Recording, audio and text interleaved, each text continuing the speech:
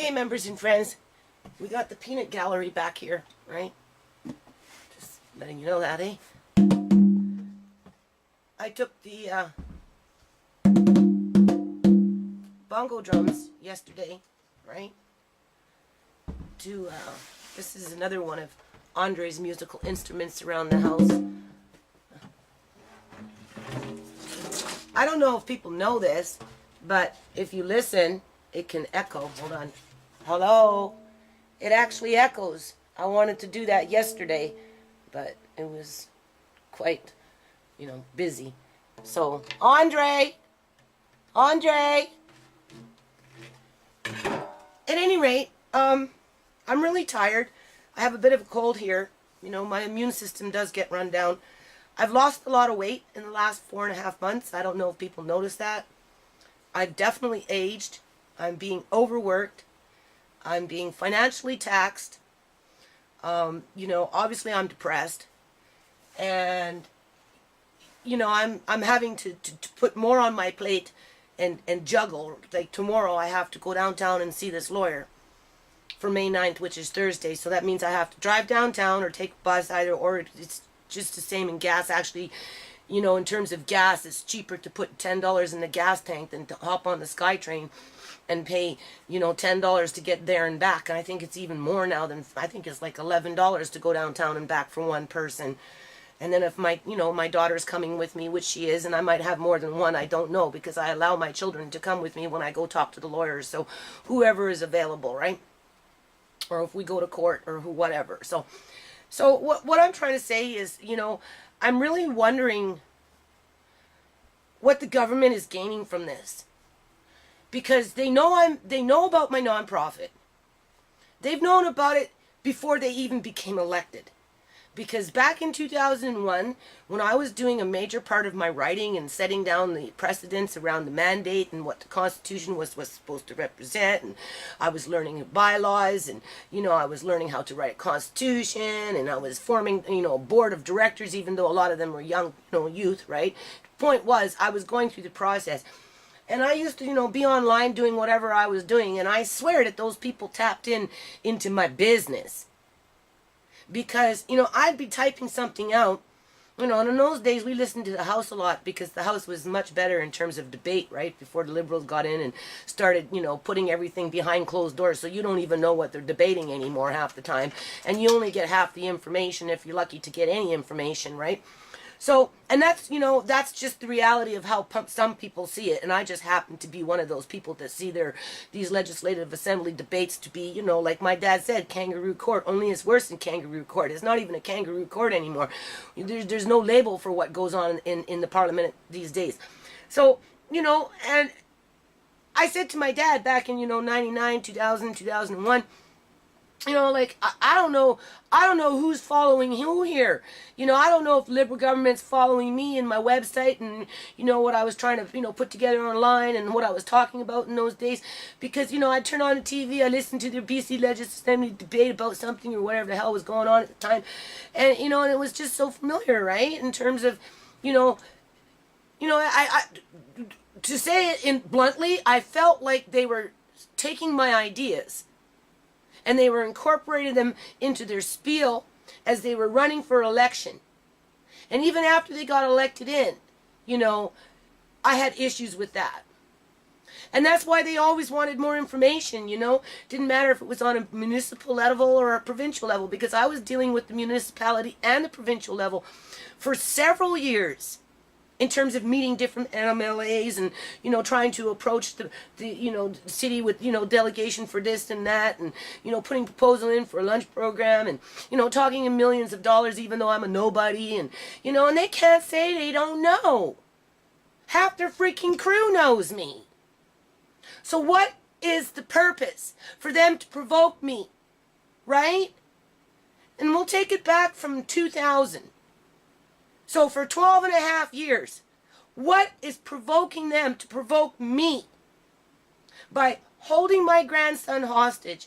So I'm having to bring to the surface issues that, people are either aware of it, or they choose to ignore it, Or just they're just oblivious to it. They don't know. They don't just didn't think it was real. Didn't think it could happen, like me. And like I should be in jail. If I am such a bad person and such a criminal, being that I'm the head of the household, and the majority are all minors, we can't really lock up the minors at this point, but you should come in and lock me up. For the simple fact is, you're holding my grandson hostage, and you're preventing him from being with his family. His whole family, he has one. Something that this government, the BC Liberal government, has forgotten about. And they're using that as a tool to piss me off and keep me pissed off and wear me down, and it's working. I've probably lost 10, 15 pounds since this has happened because, my eating habits were a little fickle before because I'm always busy. I'm always working. So, if you feed me, chances are I'll eat it because I'm busy, right? But to go off and cook it after I'm cleaning, I just keep on cleaning. So, and just whatever, right? And my appetite was gone for like the last 3-4 months. I eat to sustain myself, but at the end of the day, I'm 51 years old, and I'm losing weight. Is the government going to be held accountable for that because I'm having to spend all this extra time running around thinking about lawsuits and, going to lawyers and meeting with judges that don't want to read the information and just pass the buck and, let's take it to a trial. Let's just keep Miss Chorney in court for a little while fucking longer so, we can do some more experiments on her grandson and really piss her off. Knowing what we know. Knowing that Miss Chorney has been trying for years and years and years and years and years and years and years and years and years and years and years to do something good for this province. Because that's my community, the province. I was geared from the day one with my nonprofit to go into the United States of America and make a fucking difference because I live in a country that can. But you know what? The BC Liberal government took that away from me, and they took it away from my grandson, and they took it away from my kids. And I'm purposely yelling. Just to show you I can do it. That's what having 5 kids for 30 years plus, lots of little Mama Lynn kids, right? Because I never tried to be somebody else's mother. I have my own, thank you very much. But this BC Liberal government, and I'm going to put it out there right now. If the NDP comes in and they play the same fucking format, I'll be saying, well, it's 2015 and now we got the NDP doing it. But how long can you live when you're pissed off?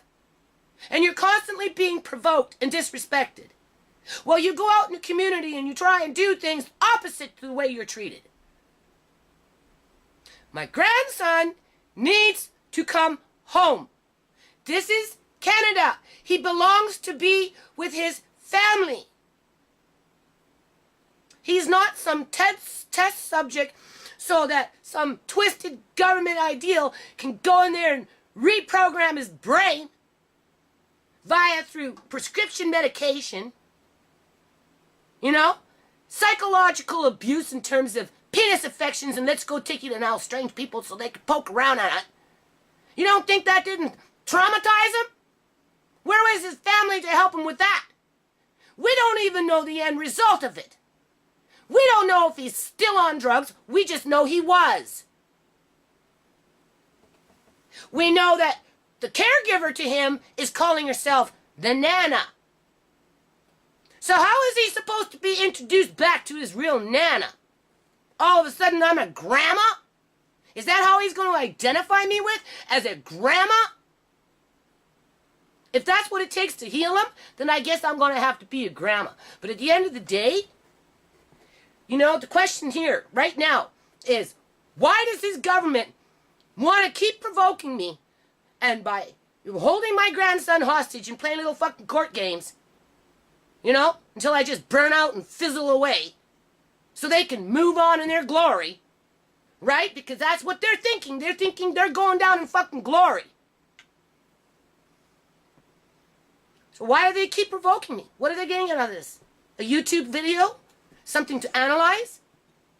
Something to talk about? Evidence? Well, how much evidence do you need to lock me up? Like, really? Like, just fucking come and get me. Throw me in fucking jail. Tell me what I did wrong. and then, throw away the key. Because that's basically what this government has done already anyway. And they did it to my whole family. So let's put some fucking walk to the talk then. Throw my ass in jail. Oh, I know, we're going to wait for the court case conference, and, when I start showing emotion, that bitchy judge just might turn around and do it. Wouldn't that be interesting? Huh? Because if I'm in jail, my kids know how to pick up a fucking camera. And they know how to freaking upload it too. And they'll say, guess what? Mama Lynn's in jail now. What are we going to do? Who's listening? Who's listening? Why? Isn't there better things in life to be worrying about than to be worrying about bullshit like that? Am I supposed to just patiently sit around and wait for my grandson to mosey on home? Wait for the kindness of some cruel government that doesn't give a shit? That sees Andre as their piece of luggage that they can do what they want with? They do not value children. They do not value life. This is not how you treat life. So, I guess it's just one day at a time, right? And today is today. So I don't know what else to say other than I'll be back.